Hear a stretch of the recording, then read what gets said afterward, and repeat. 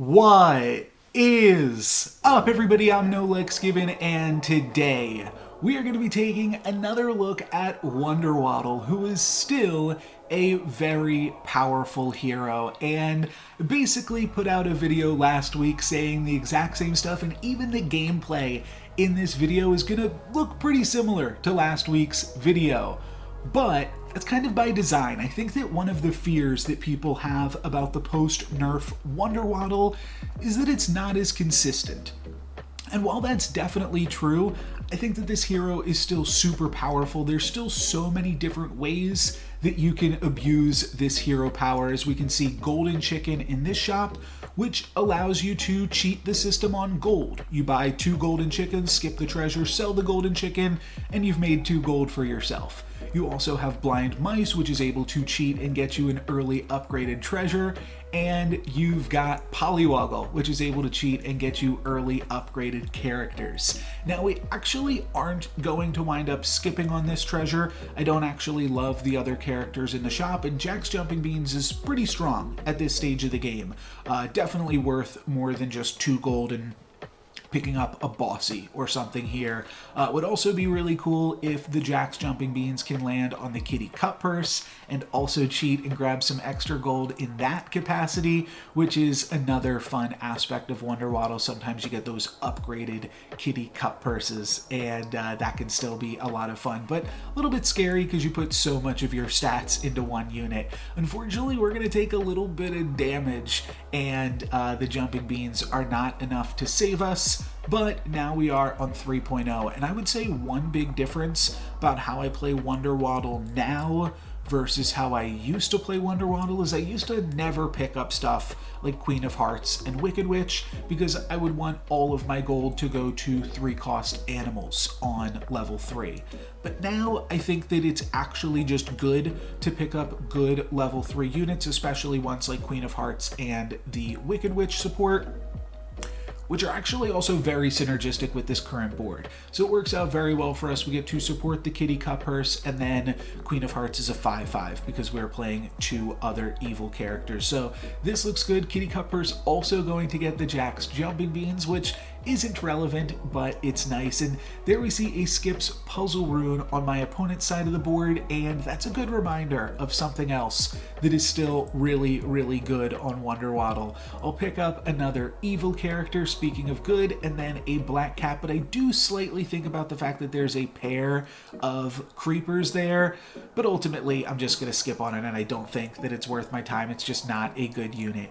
Here we will go for the Econ, the cheating on Econ that I talked about previously. I'm not really interested in any of those treasures, so I'm just going to skip and use that cash to pick up Queen of Hearts, and then I'm going to keep the gold flowing and pick up a Reckless Wager and another Golden Chicken to see if we can just get some additional cash onto this board. And that's kind of the whole idea of Waddle with these Golden Chickens. It can just be really, really strong.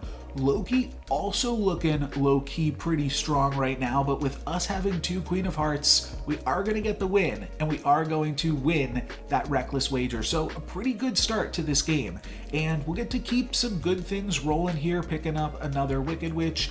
We could pick up a Mummy. It's got a lot of synergies with the board, but I'd rather roll for Blind Mouse and Golden Chicken on 3.2, and that's what I was indicating there. So we'll pick up a Candy Rain, and otherwise I'm just rolling down until I see a Queen of Hearts. I think it's too good to just not pick up this Queen of Hearts here, so I go for that.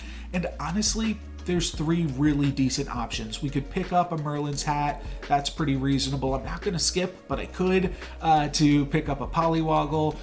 Power Orb is giving us a whole bunch of stats on the board, but ultimately I wind up going for Merlin's Hat. I think that it can be pretty strong and does have some nice synergies with a bunch of, well, it's got some synergies with Forking Rod. It would be really cool to find Forking Rod and Merlin's Hat. There's just a lot of powerful things that you can do with that. Wind up not locking the shop because I'm not super interested in a Pollywoggle just yet. Though maybe that was a mistake. Maybe I should have just gone for the Pollywoggle. I'll cast some free spells on Kitty Cut Purse. Maybe should have picked up Cindy before that. I'm just used to totally ignoring Cindy on Waddle.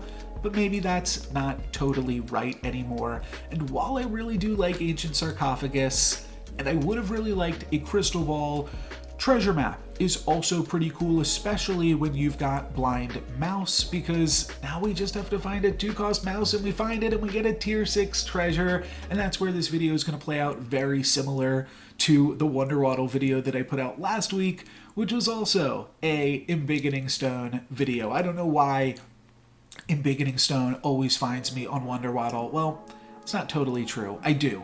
The reason for that is, of course, that Wonder Waddle has easier access to Blind Mouse, and, well, it doesn't anymore have easier access to Treasure Map, just that easy access to Blind Mouse allows you to grab those tier 6 treasures earlier in the game, which is when Embiggening Stone, of course, really shines. And I think we're going to be able to walk away with a win here. It's a tie. I'll take a tie. A tie that now we can convert our board into an Embiggening Stone board, at which point basically everything that we already have kind of sucks and everything in the shop is worth picking up. So we'll slowly transition into that. And here we could pick up a Lady of the Lake, or we could just go Shadow Assassin, selling off this Kitty Cup purse. About the same thing, but I felt like the Lady of the Lake was going to be stronger for us this turn, and then we can win this Reckless Wager. And that's kind of the whole battle plan here.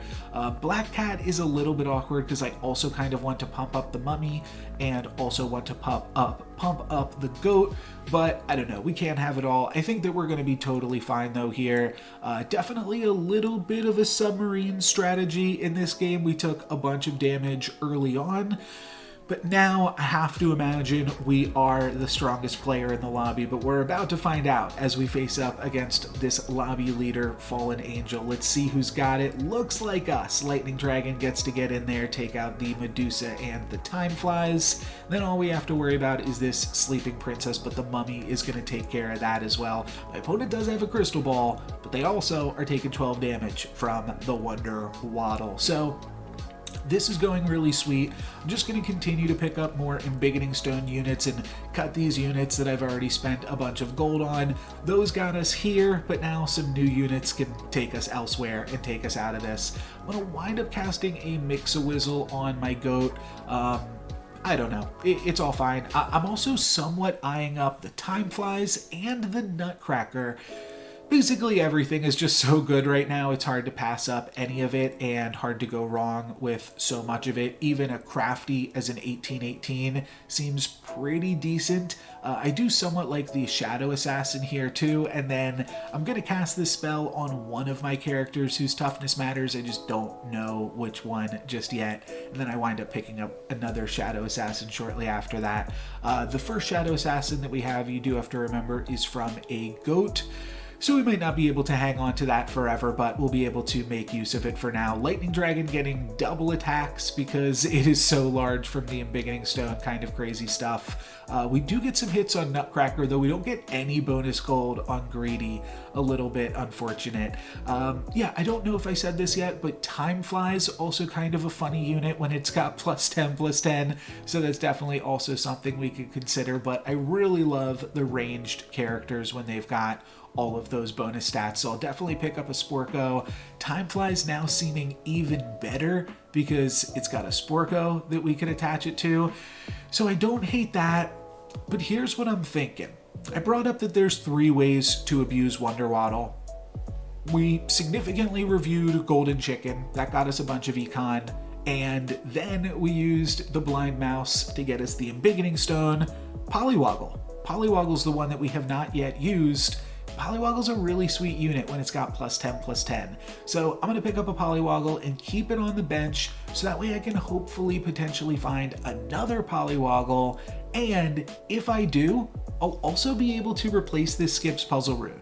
So I'm going to pick that up. I should have held on to it for another second so that way we had the Jack's Jumping Beans for this combat as well, but it's not going to matter.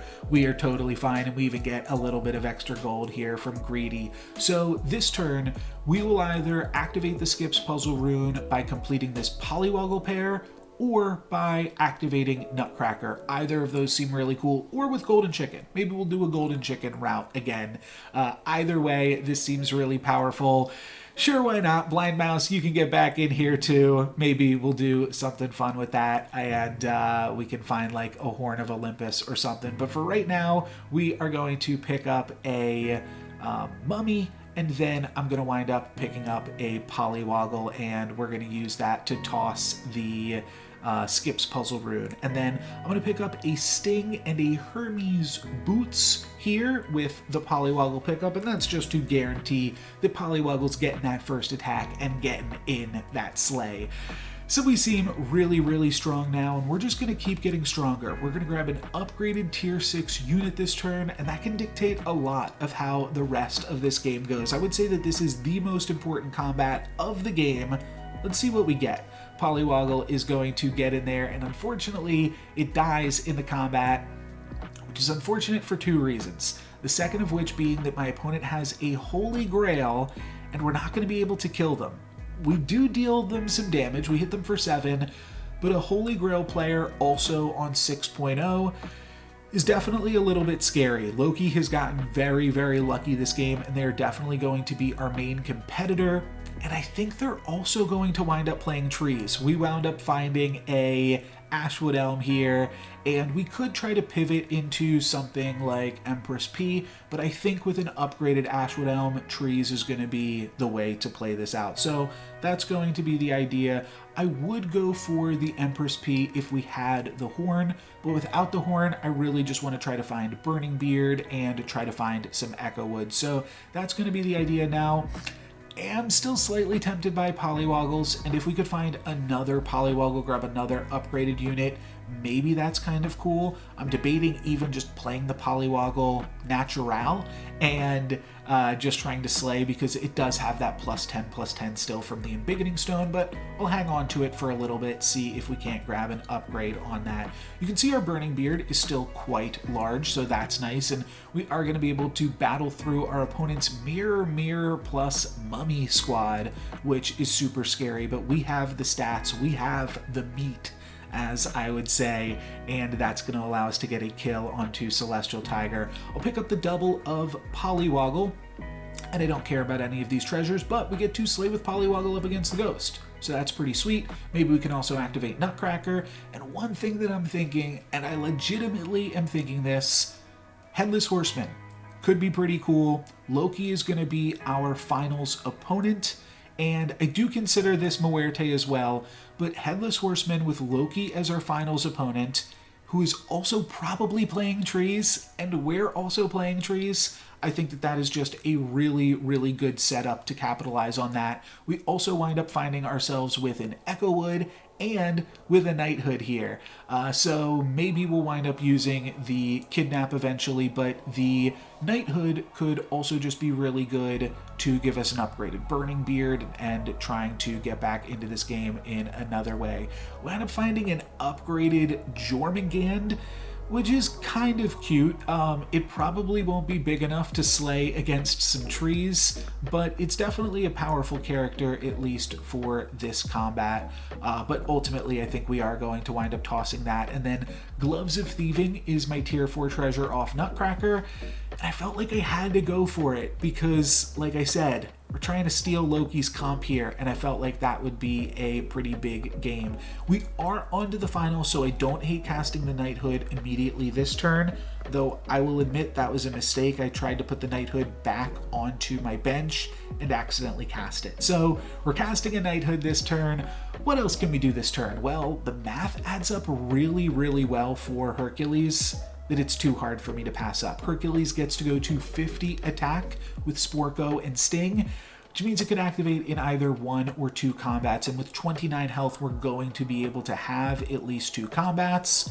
And then I'm also going to lock on to Good Boy. The reason being, we are stealing 2 of my opponent's units here, and I'm just going to clear some room on my bench and on the shop to make room for some of those new units. But I thought maybe there's a chance my opponent is playing a Good Boy comp, and I want to be able to capitalize on that. Now, unfortunately, we steal 2 copies of the Soul Tack. Really not what I was looking for. This game goes a whole different way if we are able to steal 2 upgraded copies of Ashwood Elm and then beat my opponent to a bigger trees comp. But unfortunately, we are going to be playing this one on hard mode because we just find a bunch of soul tax. Now, soul tax are still trees. That's still cool, but we are still going to need a little bit more stats to find the win here. I don't hate the Pigomorph. We could sell Jermigan, Cindy, Nutcracker, pick up a Pigomorph, and that could be something somewhat useful. We are also going to be grabbing the Hercules this turn, and that's pretty cool. And then we'll also steal one more unit from them.